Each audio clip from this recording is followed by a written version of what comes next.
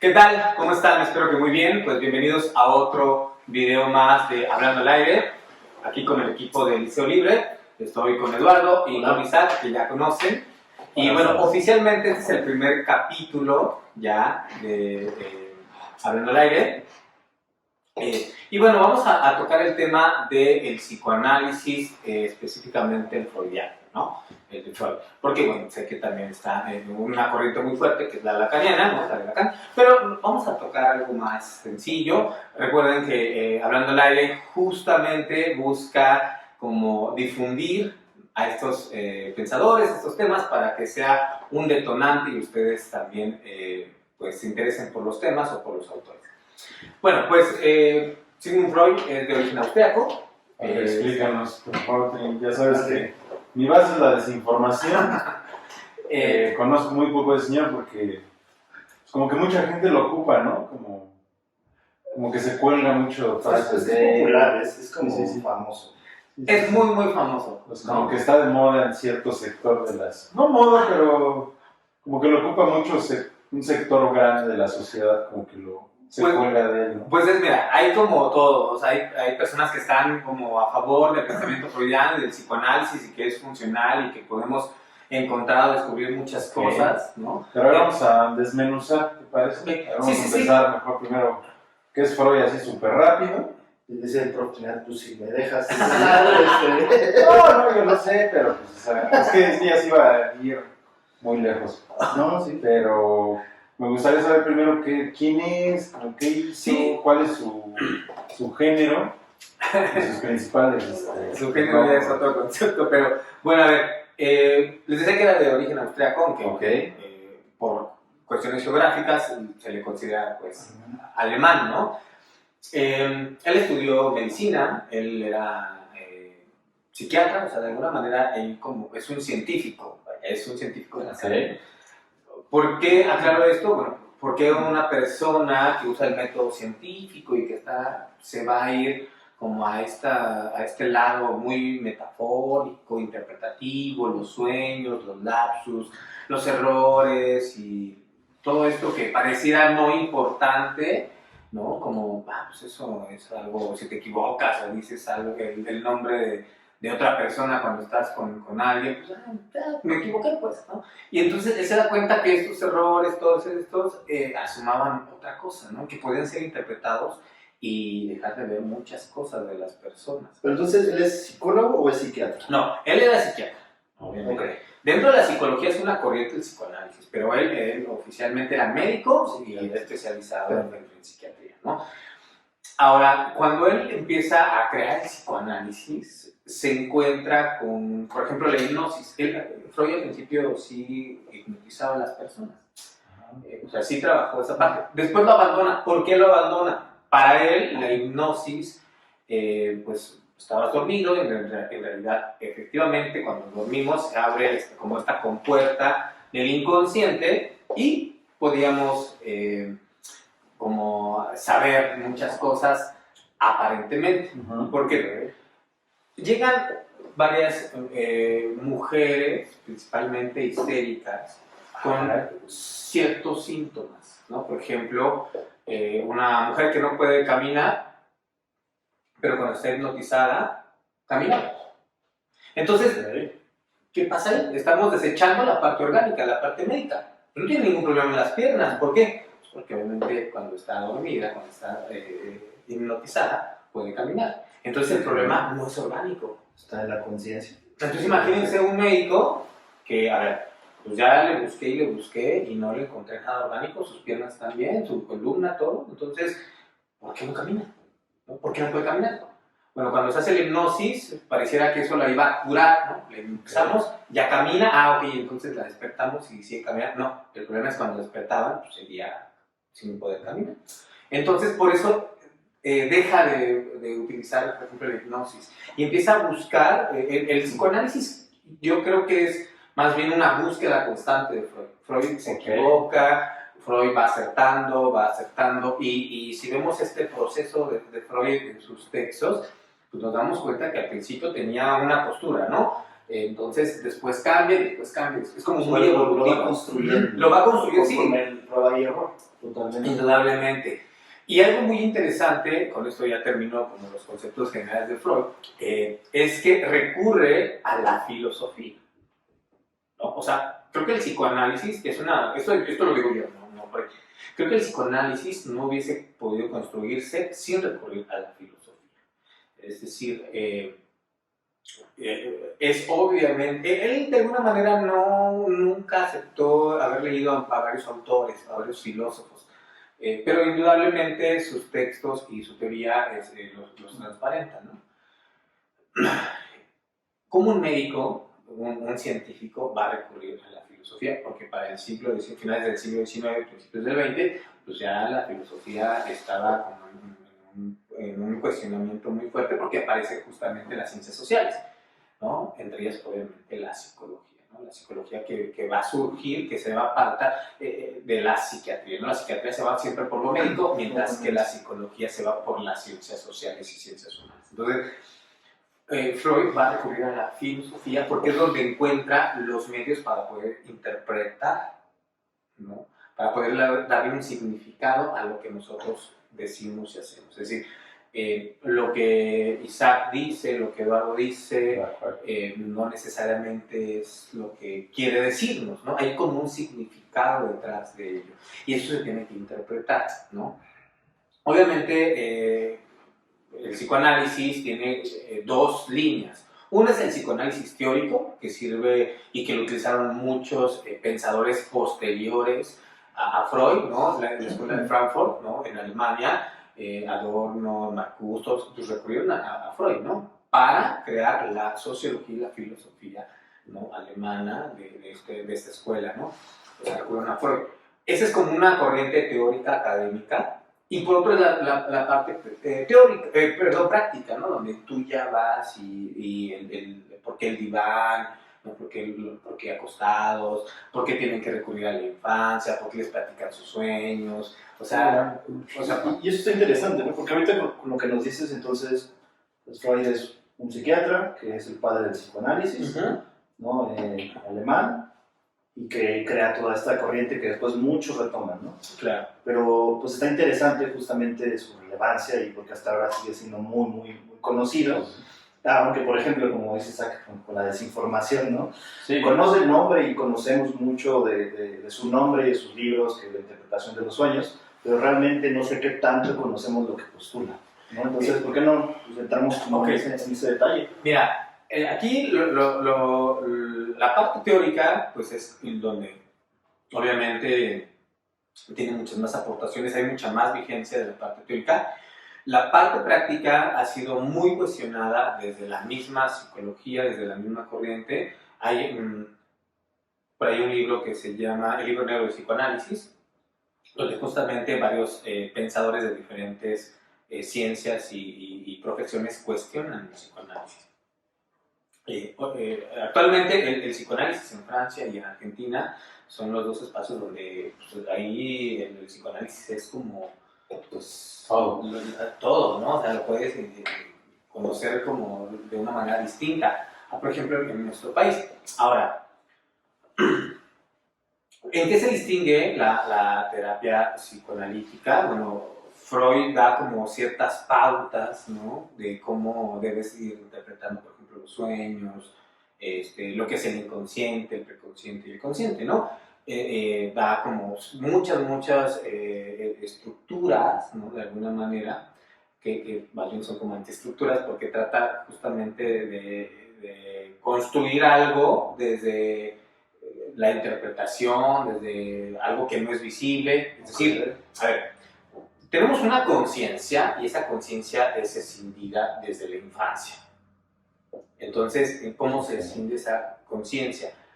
En tres partes, ¿no? Dos primordiales, que es el consciente y el inconsciente, del cual seguramente han hablado, y el preconsciente, que es este puente, ¿no? ¿Qué es lo consciente? Pues estamos aquí platicando, aquí hablando al aire, tranquilo, ¿no? Y eso es lo consciente. Isaac le gustaría quitarse la chamarra y quitarse la playera y estar más cómodo, ¿no? pero no lo hace, ¿por qué? Porque su estado consciente le dice, no, pues estamos serios, ¿no? Estamos serios y aburridos, entonces, pues hay que... Hay muy callado de No, no estoy entendiendo el tema, estoy entendiendo el tema. A mí lo que me gustaría entender ahí, profe Flores, es como el... ¿En qué año sucedió todo esto? Porque digo, otra vez no quiero caer en el tema de charlatanería y todo eso. No, a ver, cuando estamos hablando de finales del siglo XIX y principios del XX, ¿no? O sea, no estamos... Tiene sus añitos el señor. Sí, murió va a cumplir 100 años de su muerte, pero, a ver, tenemos aquí entonces que es lo consciente, el inconsciente es justamente lo que alberga pues todo lo que ocultamos, ¿no? El inconsciente es algo que se construye desde la infancia porque empezamos a reprimir, porque vivimos en sociedad y la sociedad nos dice esto no lo puedes hacer, aunque quieras hacerlo, ¿no? Entonces, partimos de un estado muy primitivo, ¿no? Aquí está como la distinción entre el estado primitivo y el estado social en el cual vivimos, ¿no? Que se separa totalmente. Entonces, por ejemplo, a mí me interesaría, por ejemplo, ya le dio sueño, ¿no? Entonces, no cansadito. Entonces, ayer la de parranda. Estuviste de parranda, ¿no? Por ejemplo, y todos los días, ¿no? Tengo un problemilla. Un problemilla de parranda. Con la bebida. Con la bebida, ok. Podemos ahondar en eso, por ejemplo. Claro, cuando listas, ¿no? Sí, ajá, sí. Por lo regular, cuando es un problema con la bebida, hablan de un problema en la fase oral, ¿no? ¿Cómo que aspecto? No me asustes. Se escucha muy sugestivo. Hay una relación objetal con la boca, pues, ¿no? Entonces, ¿cómo que aspecto? El infante y el adolescente el infante pasa por etapas. En la etapa oral, que es la relación que tiene con el seno materno, ¿no? Okay. O sea, ahí se construye una parte erógena en el infante, o sea, le produce placer. No, erógena no tiene que ver con los genitales, ¿no? O sea, no decimos en eso, ¿no? Sí, bien. Nunca salí de esa fase. Sigues atrapado. Seguramente.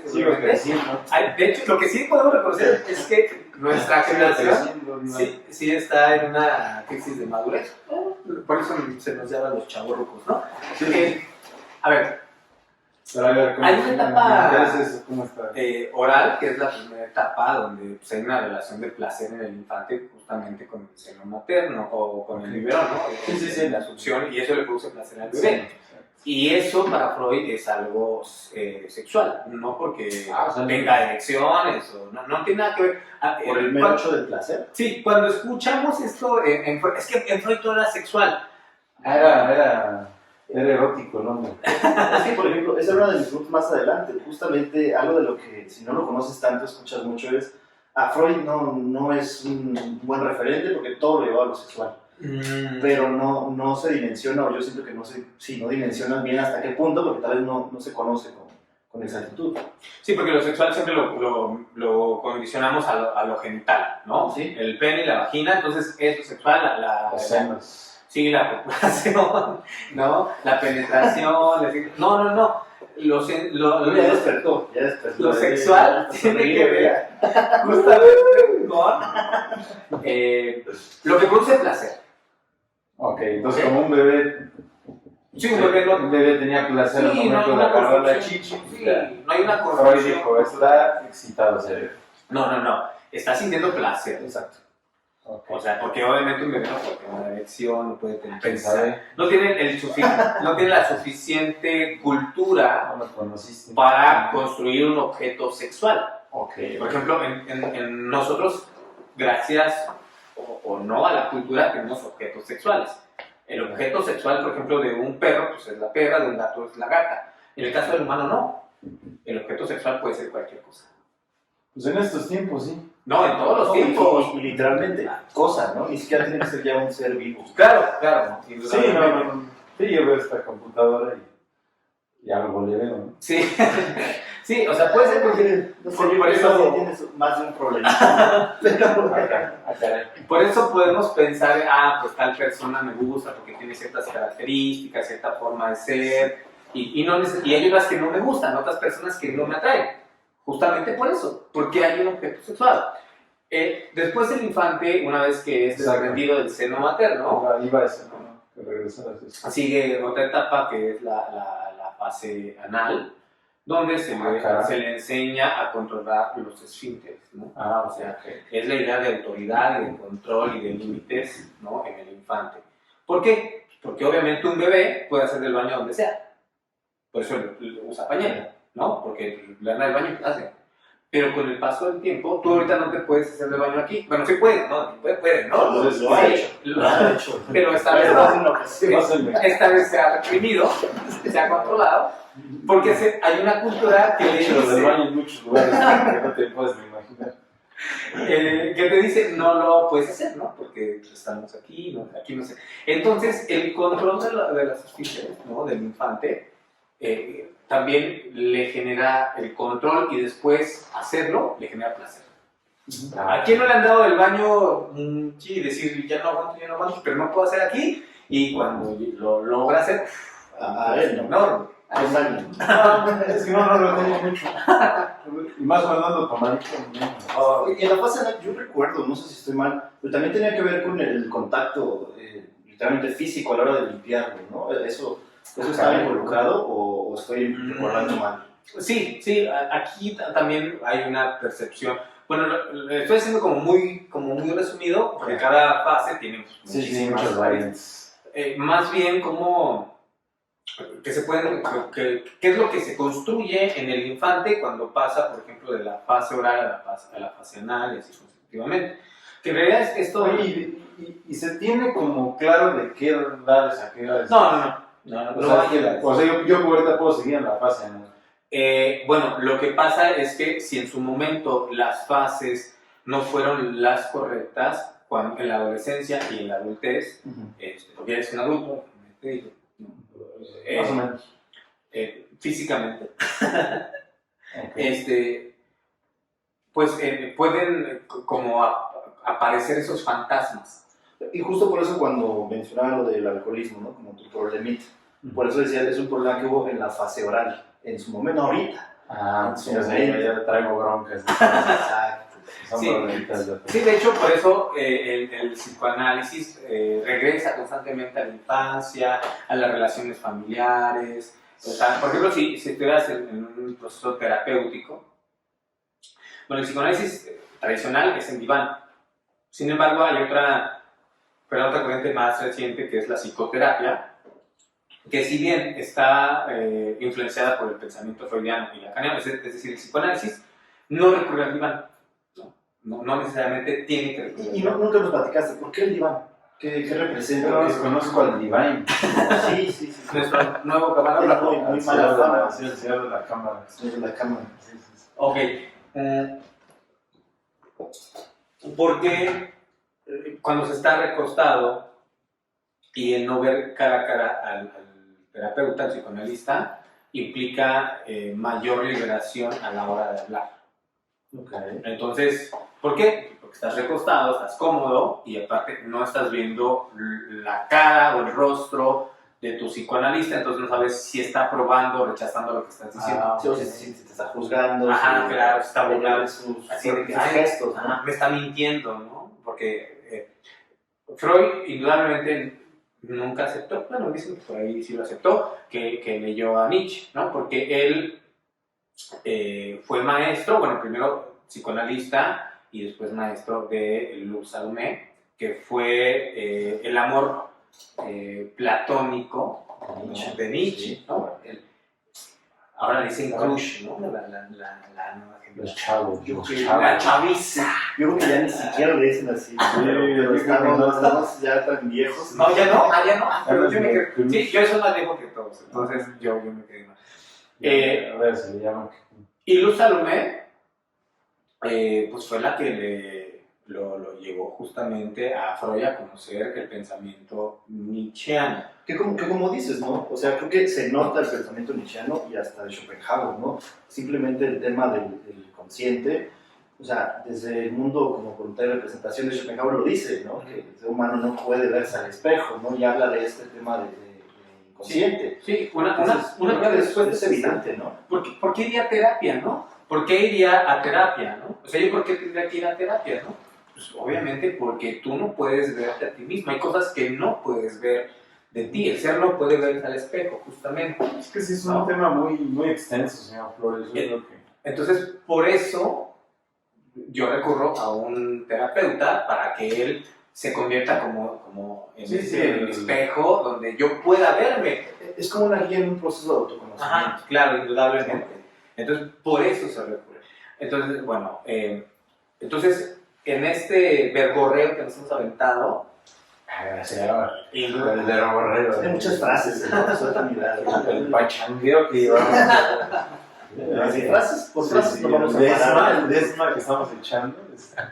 pues vamos avanzando, ¿no? Sí, sí. Bueno, y ya para ir cerrando, justamente, ¿no? El podcast de... ¿Tan rápido, señor Flores? Pues si quieres nos vamos como... ¿No? Entonces, no te frenes. Entonces, bueno, seguimos en este avance y en cada etapa va construyéndose justamente después de esta fase, viene la fase fálica, ¿no? Donde el infante se reconoce a sí mismo, ¿no? Se reconoce como persona, como individuo.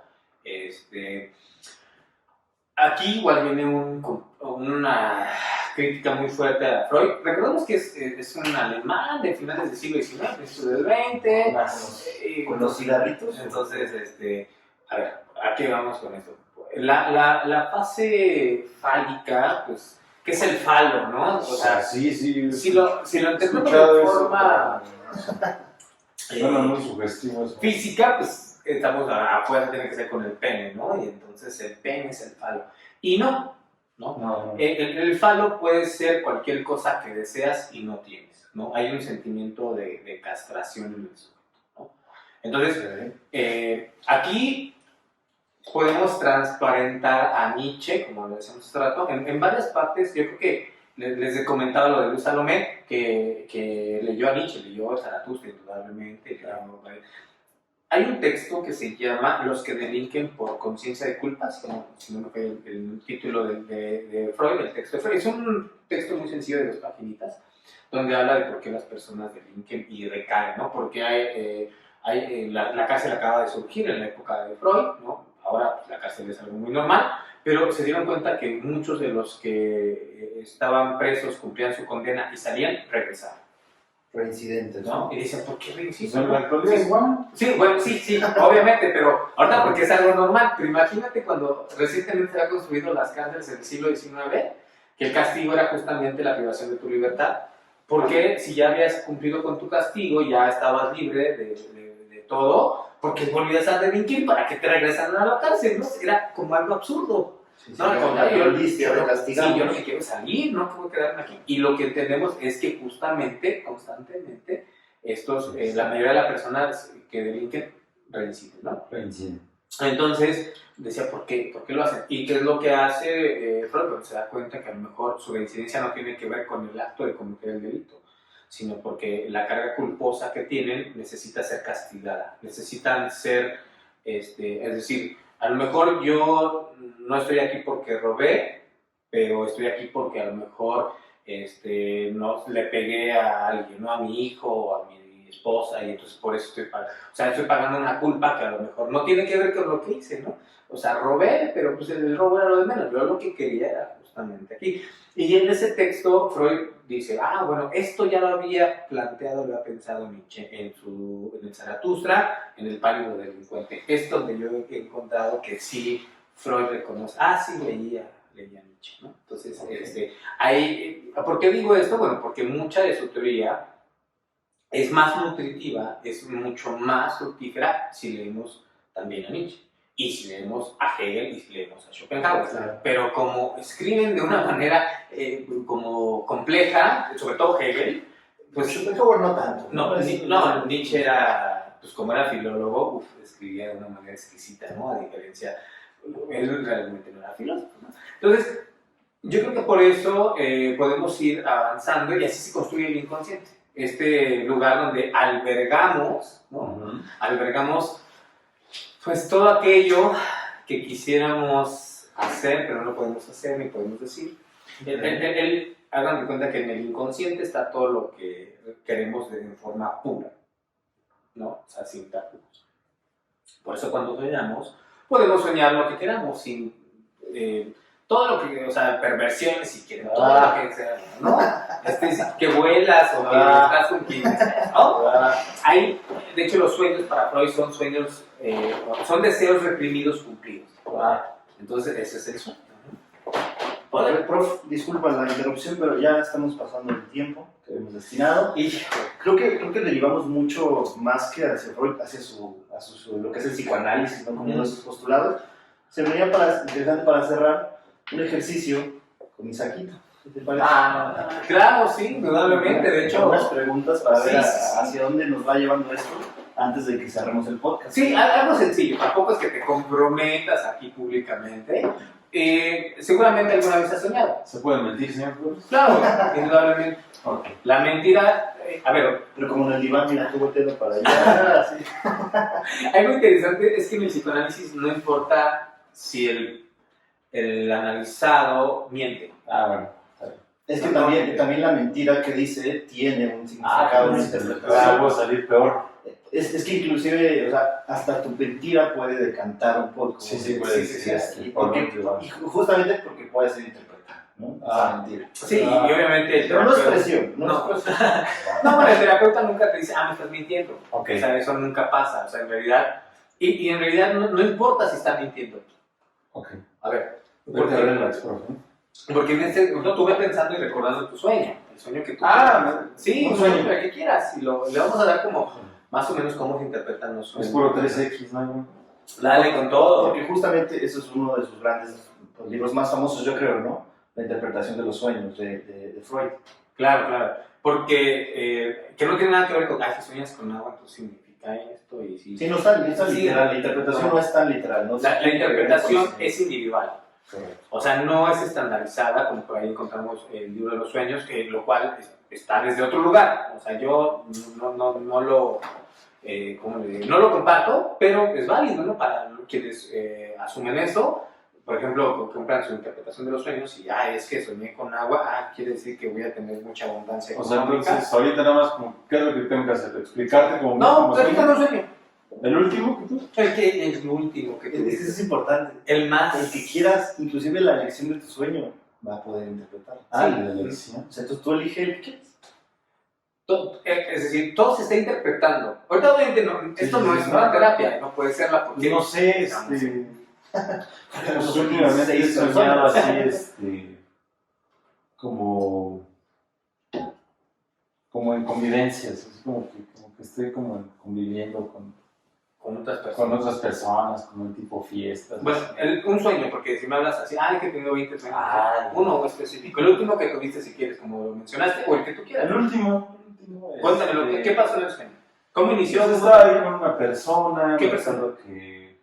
Pues digo, es que no tenía era como alguien desconocido. Ok. En ese momento. Pero como que estaba como yo en una fiesta o así, y no sé, como que empezamos a echar desmadre, a tomar. Y bueno, como tú lo sabes, no sé por qué en los sueños como que no tienes como el 100% de lo que pasó, ¿no? Como que flashazos, ¿no? Sí, los sueños son analógicos, no hay como un orden. Sí, como que no llevas un orden. Entonces, esta persona, pues resulta que es una mujer, resulta que pues empiezo a platicar con ella, resulta que ya nos conocíamos del pasado, pero yo lo desconocía totalmente. O sea, el tema es que era tan diferente ella ya en esa actualidad que yo ya no la recordaba a como era, ¿no? Entonces, eso es lo que más o menos recuerdo, y que empezamos a hacer así como mucha empatía, y pues bueno, que pues acabamos ahí como congeniando, ¿no? en el plan amoroso. Y pues bueno, es lo que me recuerdo, así como a grandes rasgos. ¿Recuerdas el lugar? Pues estábamos como en una bar, fiesta. Pero no era así. un lugar que tú conocieras. No, Era o recurrente. no era. ¿Cómo te sentías en el sueño? ¿O tenías diferentes? Por ejemplo, al principio me sentía desconcertado, después me sentía feliz. ¿No? O sea, ¿cómo te sentías en el sueño? No, realmente siempre fue como ameno, ¿no? Ujú. Despertas así como hasta, hey, Bueno, entonces, ¿dónde estoy? si recurrimos al principio, básicamente, pero son de los sueños de que los sueños son deseos reprimidos, cumplidos. Acá. El sueño tiene dos contenidos, el contenido manifiesto y el contenido latente. El contenido manifiesto es lo que acabas de hacer, ¿no? Narrarnos el sueño, entonces este chico... Aún así sean flashazos. Sí, ese es el contenido manifiesto. El manifiesto es lo que tú recuerdas del sueño, qué te hizo sentir, quiénes estaban, si había conocido, no había conocido. Sí. Y el contenido latente es justamente la interpretación del sueño. Pero obviamente no puede ser la interpretación si no tienes lo otro, es lógico, la información. Claro. Entonces, bueno, obviamente pues hay que reconocer tu historia de vida, tus papás, tus hermanos, tus relaciones, todo eso para poder hacer una interpretación Más a detalle. Sí, y al fin y al cabo tú siempre, el que está de ese lado, es el que autoriza la interpretación, aunque yo sea el que lo esté interpretando, ¿no?